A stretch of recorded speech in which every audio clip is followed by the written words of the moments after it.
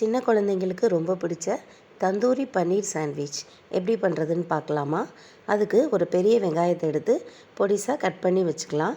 அப்புறம் 2 ஸ்பூன் தயிர், மசாலா பொடி அப்படின்னு பார்த்தீங்கன்னா மஞ்சள் தூள், சாம்பார் தூள், கரம் மசாலா தூள், அப்புறம் தனி மிளகாய் தூள், கொஞ்சோண்டு கசூரி மேத்தி, ப்ரெட் ஒரு பாக்கெட் எடுத்து வச்சுக்கலாம். கொஞ்சம் எண்ணெயை ஒரு சின்ன கடாயில் போட்டு அது நல்லா சூடாக விடணும். நம்ம எடுத்துருக்கிற மசாலா பொடியெல்லாம் ஒரு சின்ன கிண்ணத்தில் நம்ம போட்டுட்டு சூடான எண்ணெயை அதில் ஊற்றி நல்லா கலந்து வச்சுக்கணும். பொடியோட அளவுகள்னு பார்த்தா மஞ்சள் தூள் 1/4 ஸ்பூன், மிளகாய்த்தூள் ஒரு அரை ஸ்பூன், சாம்பார் பொடியும் அரை ஸ்பூன், கரம் மசாலா தூள் 1 ஸ்பூன், கசூரி மேத்தி ஒரு ஸ்பூன் அளவு எடுத்துக்கலாம். இதில் தயிரை நல்லா கலந்து மிக்ஸ் பண்ணி நம்ம வச்சுக்கலாம். அப்புறம் அடுப்பில் ஒரு வாணலியை வச்சுட்டு கொஞ்சமாக எண்ணெய் ஊற்றிக்கணும். எண்ணெய் காஞ்சதுக்கப்புறமா நம்ம பொடிசாக நறுக்கி வச்சுருக்கிற வெங்காயத்தை அதில் சேர்த்துக்கலாம்.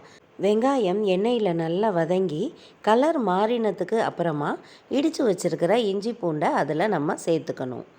அடுப்பை நம்ம சிம்மில் வச்சுட்டே இதெல்லாம் செய்யணும்.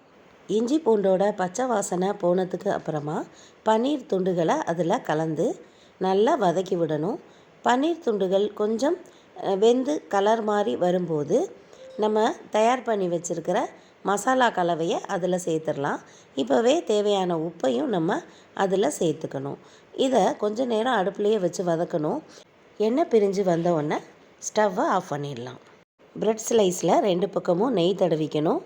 அதுக்கு மேலே ரெடி பண்ணி வச்சுருக்கிற ஸ்டஃபிங்கை வச்சுட்டு மேலே ஒரு ப்ரெட் ஸ்லைஸால் கவர் பண்ணிடணும். இதுக்கிடையில் சாண்ட்விச் டோஸ்டரை நம்ம கொஞ்சம் ப்ரீஹீட் பண்ணி வச்சுக்கலாம். ரெடி பண்ணி வச்சுருக்கிற சாண்ட்விச்சை அந்த டோஸ்டரில் வச்சுட்டு க்ளோஸ் பண்ணி வச்சிட்டோன்னா 2லேருந்து 3 நிமிஷத்துக்குள்ளே நமக்கு சுவையான ஒரு சாண்ட்விச் ரெடி ஆகிடும்.